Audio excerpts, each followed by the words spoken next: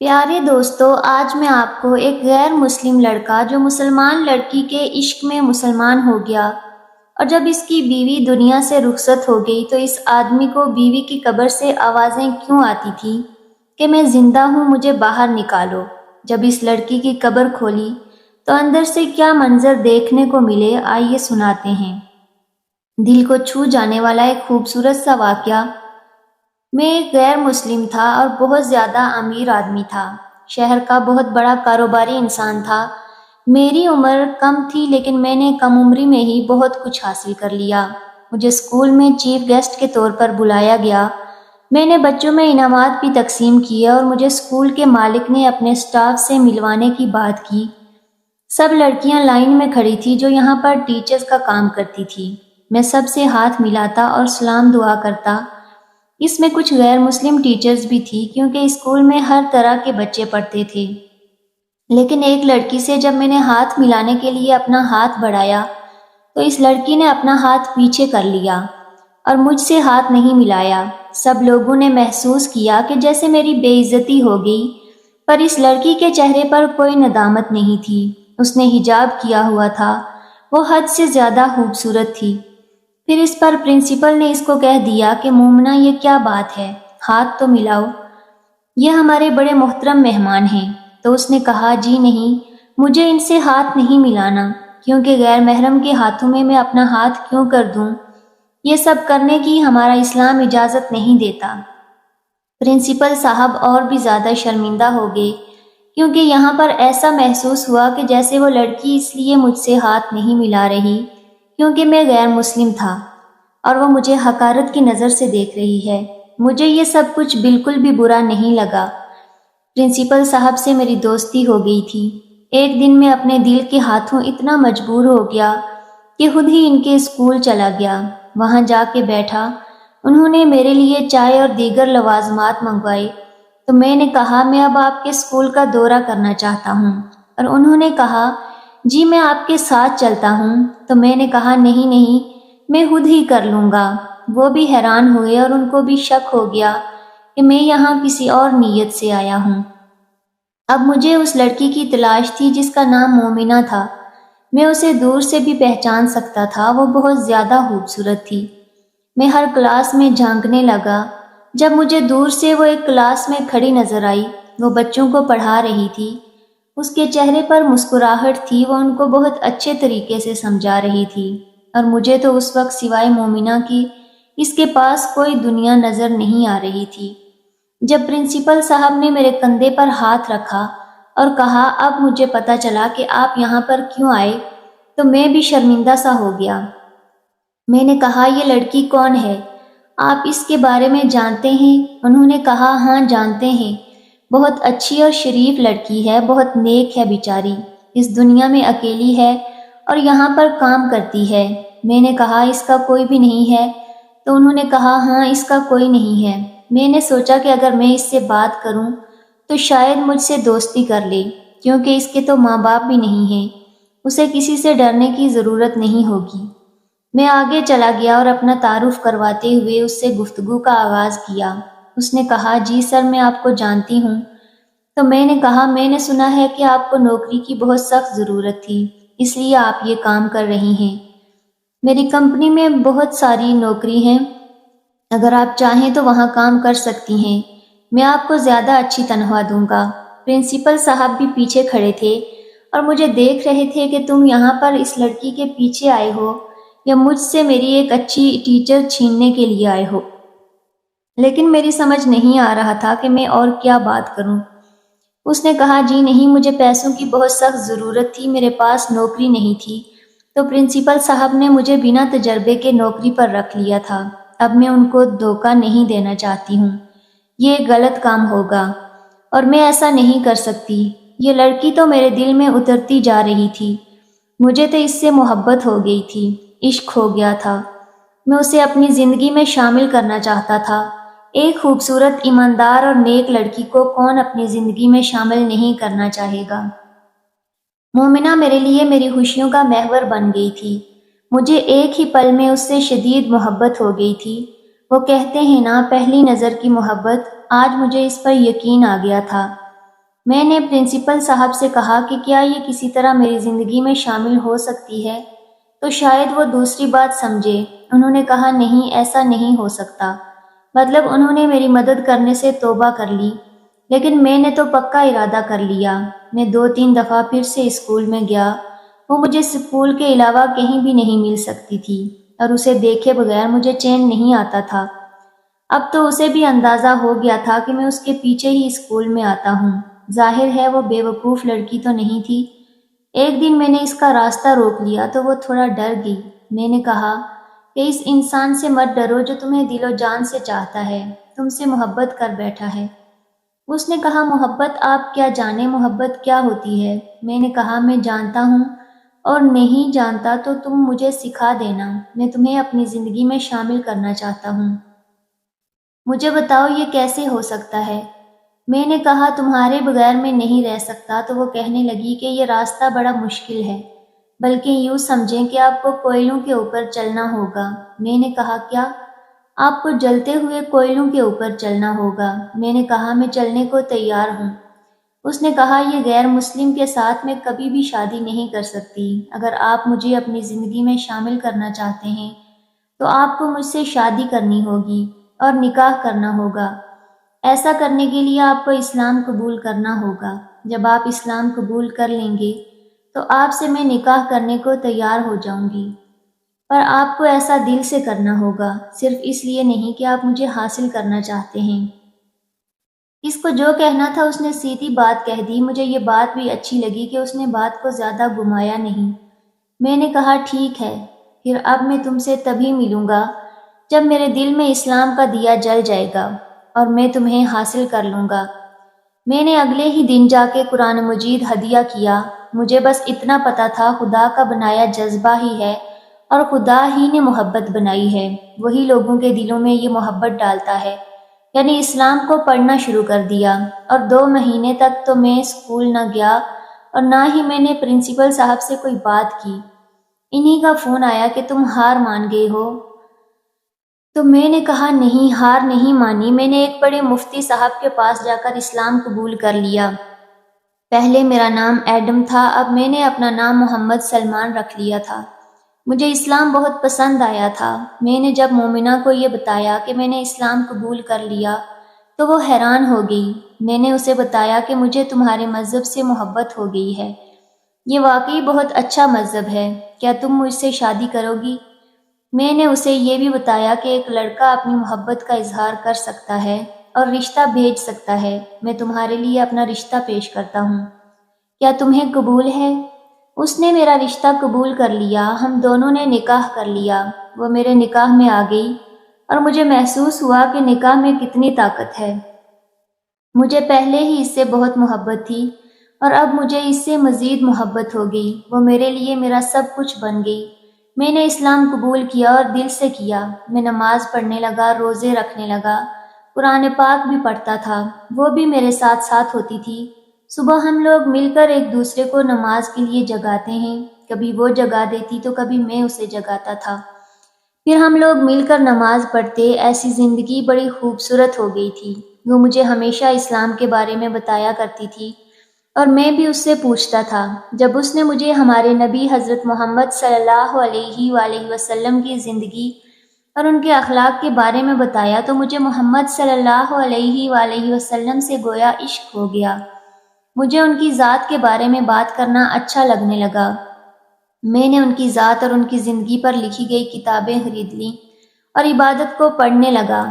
اس میں لکھا تھا کہ وہ سب کے ساتھ کس طرح سے پیش آتے تھے، اپنے دوستوں کے ساتھ، اپنی امت کے ساتھ، اپنی بیوی، اپنی اولاد کے ساتھ ان کا کیسا رویہ تھا۔ جو رویہ ان کا اپنی بیوی کے ساتھ تھا وہ ہم سب مسلمانوں کے لیے ایک بہترین مثال تھا۔ میں بھی مومنہ کے ساتھ اسی طرح پیش آنے کی کوشش کرتا تھا۔ گھر میں اس کے ساتھ گھر کے کام بھی کروایا دیا کرتا تھا۔ اگر وہ سو رہی ہوتی تو کبھی اسے نہیں جگاتا تھا، کیونکہ میں نے پڑھا تھا کہ ہمارے نبی صلی اللہ علیہ وآلہ وسلم بھی اپنی زوجہ کو نیند سے نہیں جگایا کرتے تھے۔ اگر کوئی کام ہوتا تو خود ہی کر لیتے تھے اور گھر کے کام بھی خود سے کیا کرتے تھے۔ مومنہ بھی مجھے پا کر بہت خوش تھی۔ ایک دن اس نے بڑی عجیب بات کہی جسے سن کر مجھے بہت اچھا بھی لگا۔ اس نے کہا کہ آپ سے شادی کر کے اور آپ جیسے شوہر کو پا کر میں اتنی خوش ہوں۔ مجھے ایسا لگتا ہے اگر میں نے کسی ایسے شخص سے شادی کی ہوتی جو پہلے سے مسلمان ہوتا تو شاید وہ بھی مجھے آپ کی طرح خوش نہیں رکھتا، کیونکہ آپ کو اسلام سے محبت ہو گئی ہے۔ میں نے کہا میں خود حیران ہوں کہ میں اتنے عرصے تک ایک دوسرے راستے پر رہا ہوں، بس اپنی زندگی میں مصروف رہا، پیسے کمائے، کاروبار کیا، اپنی پہچان بنائی، عزت کمائی، لیکن کبھی سوچا ہی نہیں کہ میں ایک دن اس طرح سے بدل جاؤں گا۔ مجھے تمہاری محبت نے بدلا ہے یا مجھے اسلام نے بدل کر تمہاری محبت عطا کی، میں نہیں جانتا، لیکن میں اپنی زندگی سے بہت خوش ہوں۔ پر اب میں آگے بڑھنا چاہتا ہوں، میں اسلام کے بارے میں مزید اسٹڈی کرنا چاہتا ہوں۔ ایسے کیسے ہو سکتا ہے؟ تو اس نے مجھے بتایا کہ کچھ لوگ تبلیغ وغیرہ پہ جاتے ہیں، جماعت کے ساتھ 3 4 مہینے کا سفر ہوتا ہے، وہاں پر وہ اسلام کے بارے میں مزید جانتے ہیں اور جو ان کی کوتاہیاں اور غلطیاں ہوتی ہیں ان کو ٹھیک کروایا جاتا ہے۔ کچھ لوگوں کو ٹھیک سے نماز نہیں پڑھنی آتی، ان کو بھی سکھائی جاتی ہے اور بہت ہی روح پرور سفر ہوتا ہے، بہت اچھا لگتا ہے۔ میں نے یہ سننا تھا، میں نے کہا میں بھی جانا چاہتا ہوں، تم سے دور نہیں رہنا چاہتا، لیکن ایک دفعہ جا کر دیکھنا چاہتا ہوں۔ اس نے کہا پھر آپ کو کبھی بھی نہیں روکوں گی، آپ بے شک جائیں۔ میرا اپنا بھی ایک خاندان تھا، میرے ماں باپ تو زندہ نہیں تھے، لیکن میرے بہن بھائی ضرور تھے جو اپنے اپنے گھر والے تھے۔ میں نے ان لوگوں کو ان کے اپنے اپنے حصے دیے اور اپنے حصے میں نے اپنا کاروبار بنایا تھا اور میں ایک امیر آدمی بن گیا تھا۔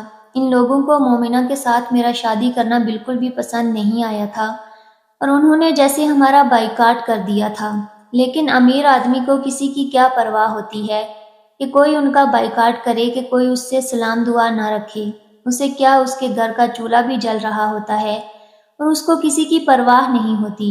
اور ویسے بھی مشکل وقت میں رشتہ دار آپ کے کام آتے ہیں، آپ کو نفسیاتی سہارا دیتے ہیں، لیکن اگر آپ کے پاس پیسے ہوں تو آپ کو کسی سہارے کی ضرورت نہیں ہوتی، آپ پیسے سے سب کچھ خرید سکتے ہیں اور یہ پیسہ بھی تو اپنی محنت سے ہی کماتے ہیں۔ میرے بہن بھائی مجھ سے ناراض ضرور تھے، لیکن میرا سب سے چھوٹا بھائی تھا جو بہت اچھا تھا، وہ ہر معاملے میں میرے ساتھ دیتا تھا۔ وہ ایک دفعہ گھر پر ملنے بھی آیا تھا، میں نے اسے مومنہ سے بھی ملوایا تھا اور بتایا تھا کہ یہ تمہارا دیور ہے، اس نے بھی سلام دعا کی تھی۔ ایک دن وہ مجھے بازار میں مل گیا، میں جانے کی تیاری کر رہا تھا، اس لیے کچھ سامان خرید رہا تھا۔ میں نے اسے بتا دیا کہ میں 4 مہینے کے لیے تبلیغ پر جا رہا ہوں۔ ویسے تو گھر میں نوکر بھی ہیں اور نوکر بھی سب بھروسے کے ہیں، مومنہ خود بھی بہت سمجھدار ہے، لیکن میں تمہیں بتا کر جا رہا ہوں کہ میں اسے اکیلا چھوڑ رہا ہوں۔ اگر وہ کبھی تمہیں فون کرے تو تم اس کی مدد کر دینا، ہو سکتا ہے کوئی ایسا معاملہ ہو جس میں تمہاری مدد ہو۔ دیکھو وہ تمہاری بھابھی ہے۔ تو میرے بھائی نے کہا ارے بھائی آپ کیسی بات کر رہے ہیں، میں کیوں نہیں ان کا خیال رکھوں گا، باقی سب تو اپنے اپنے گھروں میں ہیں، لیکن میری زندگی میں ابھی کوئی عورت نہیں آئی جو میرا دماغ خراب کر دے، اور آپ تو میرے بڑے بھائی ہیں، میرے لیے باپ کی جگہ ہیں اور بھابھی میرے لیے ماں کی جگہ۔ اگر انہوں نے کبھی مجھے مدد کے لیے پکارا تو میں ضرور ان کی مدد کروں گا۔ آپ ان کو کہہ دیجئے گا کہ کوئی بھی کام ہو تو مجھے بتا سکتی ہیں، ان کو میرا نمبر دے دیجئے گا۔ میں نے کہا تمہارا بہت شکریہ۔ اس نے کہا شکریہ کی کوئی بات نہیں، یہ تو گھر والی بات ہے۔ میں مطمئن ہو گیا اور میں نے مومنہ کو بتایا کہ وہ میرا بھائی ہے جو اس دن ملنے آیا تھا، یہ اس کا نمبر ہے، اگر تمہیں کوئی مسئلہ، کوئی مصیبت ہو، کوئی ایسی بات ہو جس میں تمہیں مدد کی ضرورت ہو تو تم مجھ سے فون کر سکتی ہو۔ اور اس نے کہا کہ ٹھیک ہے۔ میں جانے سے پہلے مومنہ کے پاس ہی جا بیٹھا تھا، ہم لوگ ایک دوسرے کی آنکھوں میں دیکھ رہے تھے، باتیں کر رہے تھے، بار بار ہم لوگوں کو یہ خیال آتا تھا کہ ہم کس طرح ملیں، ہماری باتیں بھی بہت خوبصورت ہوتی تھی۔ جب میں اٹھا اور میں نے کہا کہ میرے جانے کا ٹائم ہو گیا ہے تو اس نے میرا ہاتھ پکڑ لیا۔ میں نے کہا کیا بات ہے، خود ہی تو بھیج رہی تھی، مجھے اب پریشانی ہو رہی ہے۔ تو کہنے لگی نہیں بس دل اچانک سے بیٹھ گیا ہے، مجھے ایسا لگتا ہے کچھ برا ہو جائے گا۔ میں نے کہا کچھ برا نہیں ہوگا، میں اللہ کی راہ میں جا رہا ہوں اور تمہیں اللہ کے پاس امانت چھوڑ کے جا رہا ہوں، سوچو کہ اللہ کی پناہ میں چھوڑ کے جا رہا ہوں۔ میں نے اللہ سے کہہ دیا کہ وہ تمہارا خیال رکھیں گے، میں واپس آ جاؤں گا تو پھر تمہیں ایک بہت بڑا تحفہ دوں گا۔ اس نے کہا کہ کیسا تحفہ، دراصل میں نے مومنہ کے لیے ایک بہت بڑا گھر لیا تھا۔ میرا گھر بھی چھوٹا نہیں تھا، پر میں چاہتا تھا کہ میں اس کے لیے گھر بناؤں جسے میں نے مومنہ کے نام کر دیا تھا، اور اس گھر کو زندگی اور دنیا کی ہر آسائش سے بھر دیا تھا۔ ابھی وہاں پر تھوڑے بہت کام رہتے تھے، میرے آنے تک یہ کام مکمل ہو جانا تھا، اسی لیے سوچا تھا کہ آتے ہی اس کو وہاں پر لے جاؤں گا اور اسے حیران کر دوں گا۔ اس نے کہا کیا بات ہے، ابھی بتا دیں۔ میں نے کہا نہیں، انتظار کرو، انتظار کا پھل میٹھا ہوتا ہے۔ میں اپنی بیوی سے وعدہ لے کر تبلیغ پر چلا گیا۔ میرے دن وہاں بہت اچھے گزر رہے تھے، میں بہت خوش تھا، میری روح کو دل کو سکون مل رہا تھا۔ مجھے احساس ہو رہا تھا کہ یہ سکون میں پیسے سے کبھی بھی نہیں خرید سکتا تھا۔ لیکن پھر میرا سکون برباد ہو گیا۔ میں پورا دن عبادت میں مصروف رہتا تھا۔ مجھے یہاں 4 مہینے گزارنے تھے اور 2 مہینے تک میری بیوی کے ساتھ میری بات چیت بھی ہو گئی۔ میرے ساتھ بات چیت کرنا بہت کم کر دیا تھا۔ جب بھی فون کرتا تو وہ کہتی کہ میں مصروف ہوں۔ میں اسے کہتا کہ تمہارے پاس میرے لیے بھی وقت نہیں ہے، تو کہتی یہاں گھر کے کام ہے، اور میں حیران ہوتا تھا کہ اکیلی رہتی ہے، پھر اس کو ایسے کون سے گھر کے کام ہیں جو یہ کاموں میں لگی رہتی ہے۔ اس کے باوجود گھر میں نوکر بھی رکھے ہوئے ہیں۔ شاید وہ مجھ سے ناراض تھی۔ میں نے سوچا کہ جلدی جلدی چلا جاؤں گا، لیکن ایسے کام میں جلدی بھی نہیں کرنا چاہتا تھا۔ مجھے یہاں بہت سکون مل رہا تھا۔ میرا 1 مہینہ رہ گیا تھا۔ جب ایک دن میں نے اپنی بیوی کے نمبر پر کال کی تو مجھے جواب نہیں مل رہا تھا۔ صبح سے شام ہو گئی۔ میں نے سوچا کہ میں اپنے بھائی کو فون کرتا ہوں اور اس سے کہتا ہوں کہ ذرا گھر جا کر دیکھیں کہ کیا معاملہ ہے، مومنہ ٹھیک تو ہے۔ اس سے پہلے کہ میں اپنے بھائی کو کال کرتا، مجھے میرے بھائی کی کال آ گئی۔ اس نے کہا بھائی، بھابھی کا ایکسیڈنٹ ہو گیا ہے اور وہ اس دنیا سے چلی گئی ہیں، موقع پر جاں بحق ہو گئی۔ مجھے تو ان کے نمبر سے کسی غیر نے فون کیا اور کہا کہ فلاں سڑک پر حادثہ ہوا ہے۔ میں تو یہی دعائیں کرتا جا رہا تھا کہ سب خیر ہو، لیکن وہ پہلے ہی اس دنیا سے جا چکی تھی۔ میں نے یہ بات کیا سنی، زمین پر ایسا بیٹھا جیسے میرے جسم سے روح نکل گئی ہو۔ میں نے کہا یہ جھوٹ ہے، ایسا نہیں ہو سکتا۔ اس نے کہا ایسا ہی ہوا ہے، اب جلدی آ جائیں۔ میں نے کہا نہیں نہیں، ایسا نہیں ہو سکتا، تم جھوٹ بول رہے ہو۔ میں فوراً وہاں سے جانے کے لیے نکلا، لیکن اچانک بے ہوش ہو گیا۔ کسی کو نہیں پتا تھا کہ میں کہاں جانا چاہتا تھا۔ لوگ سمجھے کہ میں بس بے ہوش ہوا ہوں۔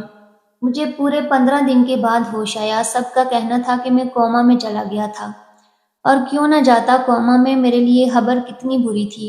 میں نے مومنہ سے محبت کی تھی اور اس کی محبت نے مجھے ایسا بنایا تھا، یہ سب کچھ مجھ سے کروایا تھا، اس نے یہ راستہ دکھایا تھا، اور آج وہی میری زندگی سے چلی گئی تھی۔ جب میں اٹھا تو فوراً اٹھ کے بھاگنے لگا۔ لوگوں نے مجھے پکڑ لیا۔ انہوں نے کہا کہ تمہاری حالت ٹھیک نہیں ہے، تم یہ کیا کر رہے ہو، کہاں جا رہے ہو؟ میں نے کہا کہ مجھے میری بیوی کی میت پر پہنچنا ہے، مجھے اس کو دیکھنا ہے، مجھے اسے آخری بار دیکھنا ہے۔ انہوں نے کہا کہ ہاں، تمہارے فون پر تمہارے بھائی کی کال آئی تھی، لیکن تمہاری بیوی کو تو ابھی تک دفنا دیا گیا ہوگا، کیونکہ اس بات کو تو 17 دن ہوئے۔ جب میں نے یہ خبر سنی تو میں مزید ٹوٹ گیا۔ میں پوری طرح سے رو رہا تھا۔ زندگی میں آج تک کبھی پھوٹ پھوٹ کے نہیں رویا تھا، لیکن مومنہ کے جانے کا درد اتنا بڑا تھا کہ میری جگہ کوئی بھی ہوتا تو شاید اس کی حالت ایسی ہو جاتی۔ پھر فوراً واپس گیا۔ سب سے پہلے اپنی بیوی کی قبر پر جانا چاہتا تھا، اور کچھ نہیں تو فاتحہ خوانی ہی کر لیتا۔ راستے میں آسمان کی طرف دیکھتا جا رہا تھا اور اللہ سے سوال کر رہا تھا کہ میں تو تیری راہ پہ نکلا تھا اور میں نے اپنی بیوی کو تیری امانت میں دیا تھا، پھر میرے ساتھ یہ سب کچھ کیسے ہو گیا؟ میرے وہاں جانے سے پہلے ہی میری بیوی کو اپنے پاس بلا لیا۔ میں اسے آخری دفعہ دیکھ بھی نہ پایا، مل بھی نہ پایا۔ اتنا بڑا ظلم ہوا میرے ساتھ، میرے رب، مجھے کون سے گناہوں کی سزا دی ہے؟ میں نے توبہ کر لی تھی، میں تو تیرے راستے پر چل پڑا تھا۔ میری آنکھوں سے آنسو نہیں رکتے تھے۔ بھائی سے پوچھا کہ قبرستان بتا دو جہاں پر میری بیوی کو دفنایا۔ اس نے بتا دیا اور میں سیدھا وہیں پر چلا گیا۔ ایسا بھی ہو سکتا تھا کہ میری غیر موجودگی میں میرے ہی گھر والوں نے میری بیوی کو راستے سے ہٹا دیا ہو۔ میں قبرستان چلا گیا، میری بیوی کی قبر بالکل سامنے ہی تھی۔ میں نہ جانے کیسے پھر جلدی اس کی قبر تک پہنچ گیا۔ میرے نام کے ساتھ اس کا نام کوئی پیپر لکھا ہوا تھا۔ میں جا کے قبر سے لپٹ گیا اور پھوٹ پھوٹ کے رونے لگا۔ مجھے یقین نہیں آ رہا تھا کہ یہ سب کچھ ہو گیا، میں اسے زندہ چھوڑ کر گیا تھا اور واپس آیا تو صرف قبر تھی۔ آخری دفعہ دیکھ بھی نہ سکا اپنی بیوی کو۔ میں بہت رویا، بہت زیادہ۔ مجھے اچانک ایسا محسوس ہوا جیسے قبر کے اندر سے میری بیوی کی آواز آ رہی ہے۔ اس نے کہا کہ میں زندہ ہوں، میں زندہ ہوں، مجھے باہر نکالو۔ مجھے لگا مجھے وہم ہو رہا ہے۔ پھر جب میں نے اپنا کان قبر کے اوپر رکھا تو میں حیران رہ گیا، واقعی قبر کے اندر سے اس کی آواز آ رہی تھی۔ میں حیران کہ یہ سب کچھ کیسے ہو سکتا ہے؟ نہیں، ایسا نہیں ہو سکتا۔ میں پاگلوں کی طرح قبر کھودنے لگا۔ جب مجھے دور سے لوگوں نے دیکھ لیا اور مجھے پکڑنے، میں نے کہا اندر میری بیوی ہے اور وہ زندہ ہے، اسے زندہ دفنایا گیا ہے، میں یہاں پر نہیں تھا۔ ان لوگوں نے کیا ظلم کیا ہے؟ کس نے کیا؟ کس نے کیا یہ سب کچھ؟ میری بیوی کو باہر نکالو، میری بیوی زندہ ہے۔ میں بری طرح سے چلا رہا تھا اور پھر میں بے ہوش ہو گیا۔ جب میری آنکھ کھلی تو میں ہسپتال میں تھا اور پھر سے 10 دن گزر چکے تھے۔ مجھے 10 دن بعد ہوش آیا تھا۔ ڈاکٹرز کا کہنا تھا کہ صدمے کی وجہ سے بار بار میرا دماغ کومے میں جا رہا ہے اور یہ بات اچھی نہیں ہے۔ مجھے وہم ہوا تھا میری بیوی قبر میں زندہ کیسے ہو سکتی تھی؟ اس کو تو دنیا سے گئے ہوئے اتنے دن ہو گئے تھے۔